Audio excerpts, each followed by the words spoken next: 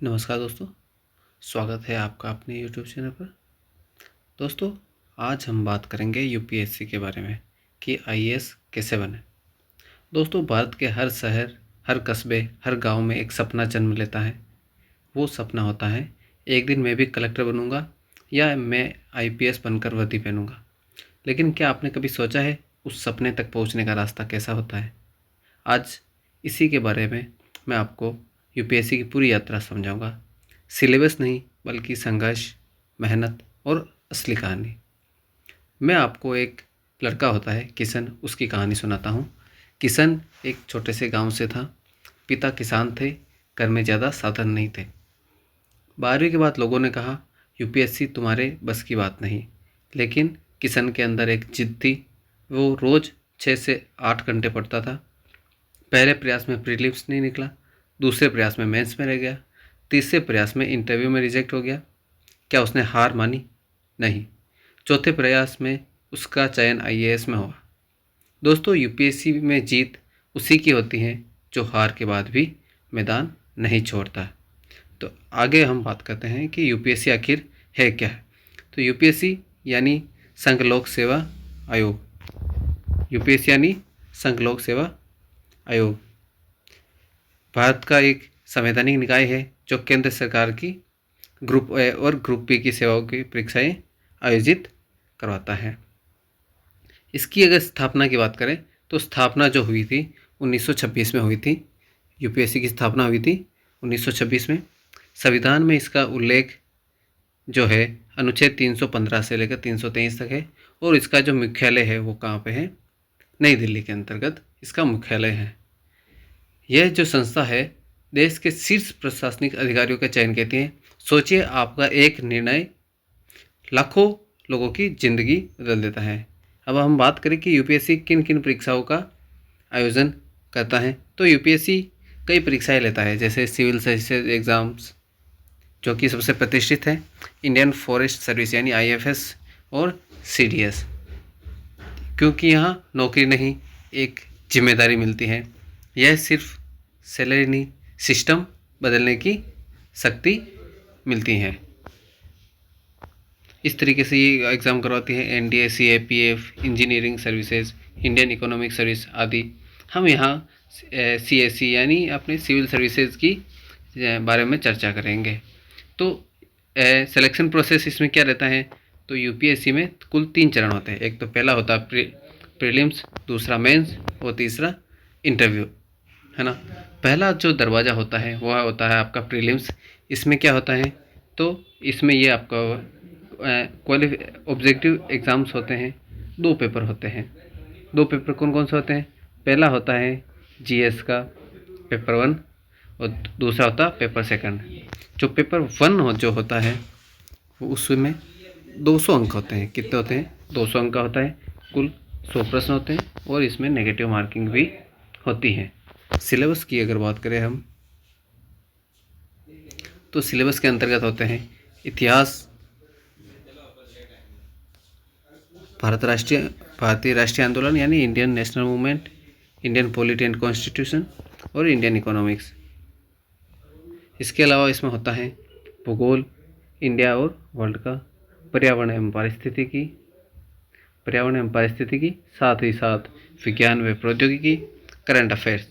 केवल इसी पेपर के अंक मेरिट में जुड़ते हैं। यानी ये जो 8 जो पेपर बताए मैंने, इसके ही आपको मेरिट में अंक जुड़ते हैं।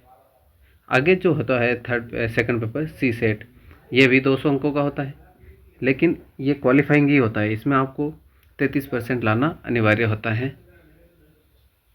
सी सेट में लैपटॉप यानी सपना खत्म है एक तरीके से। अगर इसमें क्वालिफाई नहीं हुए तो आप उस भीड़ से बाहर निकल जाते हो।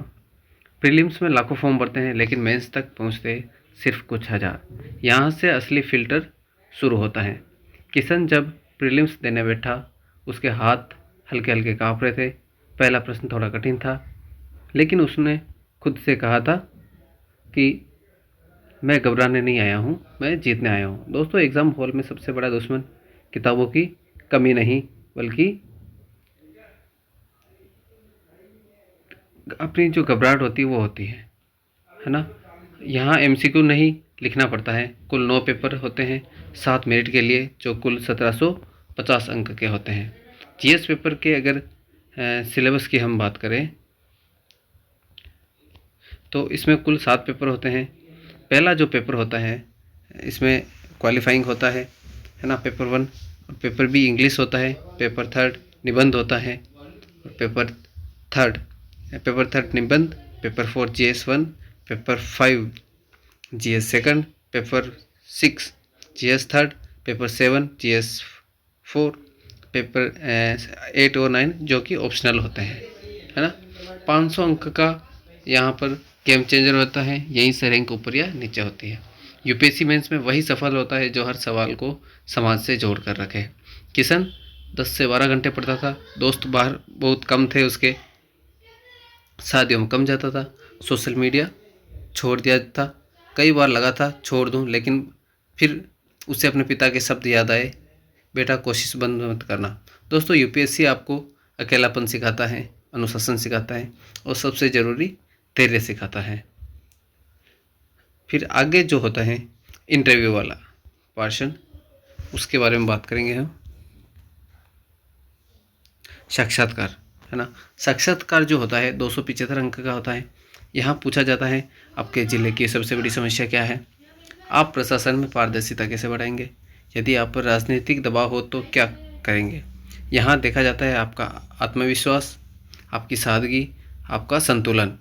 इस तरीके से आपको देखते हैं इंटरव्यू में ज्ञान नहीं परखा जाता है, बल्कि आपका व्यवहार आपकी पहचान बनता है ना।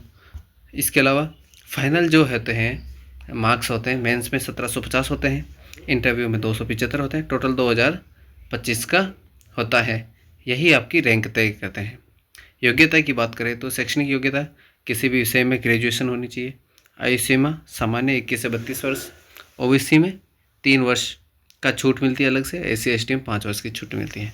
अटेम्प्ट की बात करें तो अटेम्प्ट आप जनरल वालों को 6 अटेम्प्ट में दे सकते हैं। 6 अटेम्प्ट में अगर आप पास नहीं होते हैं तो फिर आप 7वां अटेम्प्ट नहीं दे पाते हैं। ओबीसी को यही संख्या 9 प्राप्त है, यानी ओबीसी वाले 9 अटेम्प्ट दे सकते हैं। SC ST जो होती है उनको अनलिमिटेड अटेम्प्ट देने की उनको छूट होती है। परीक्षा का वार्षिक क्रम की बात करें तो ये फरवरी में नोटिफिकेशन आ जाता है, मई जून में प्रीलिम्स होता है, सितंबर के अंदर मेंस का एग्ज़ाम हो जाता है और जनवरी से अप्रैल के मध्य इंटरव्यू हो जाते हैं। फाइनल जो रिजल्ट होते हैं वह अप्रैल से मई के बीच में होते हैं। दोस्तों, यूपीएससी आसान नहीं लेकिन असंभव भी नहीं है। अगर तैयारी ईमानदारी से हो तो किस्मत भी झुक जाती है। याद रखिए, यूपीएससी प्रतिभा की नहीं निरंतरता की परीक्षा है। अगर आपके अंदर जिद है, संघर्ष सहने की ताकत है और हार के बाद उठने की क्षमता है तो यह परीक्षा आपके लिए है। अगर आपको यह वीडियो पसंद आया हो तो लाइक करें, चैनल को सब्सक्राइब करें और कमेंट में लिखें आपका ड्रीम पोस्ट क्या है, IAS या IPS। अगले वीडियो में हम बात करेंगे यूपीएससी की तैयारी कैसे शुरू करें, या फिर आप ही बता देना किस टॉपिक पर आपको वीडियो चाहिए। तब तक तैयारी मजबूत रखें, इरादे बुलंद रखें और खुद पर भरोसा रखें। धन्यवाद। जय हिंद, जय भारत।